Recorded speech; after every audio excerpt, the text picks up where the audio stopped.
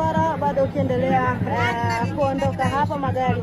Unamwona Karia na yuko hapa rais wa TFF, lakini viongozi mbalimbali wamejitokeza pia hapa kama ambavyo unashuhudia. Uwanja wa kimataifa wa Mwalimu Julius Nyerere hapa. Msafara ni mkubwa kweli kweli. Yes, tunauona hapa na hivi ni vikubwa kabisa ambavyo wamewasili hapa, lakini pia mchezaji huyu amepokelewa kishujaa zaidi kwa kutokana na yale ambayo amekwisha kuyafanya kwenye soka nchini Ulaya. Kwa wale wanaofuatilia soka la Ulaya watakuwa namfahamu vizuri Rio Ferdinand ni mchezaji wa namna gani. Tulikuwa tukishuhudia hapa na tunaendelea kushuhudia, na Watanzania wamejitokeza kiujumla, wengi kweli kweli. Pia watoto ambao wanapenda soka wako hapa, wameshuhudia kwa mara ya kwanza nyota huyo. Hivi ndivyo hali ambavyo ipo hapa nje ya uwanja wa airport wa kimataifa.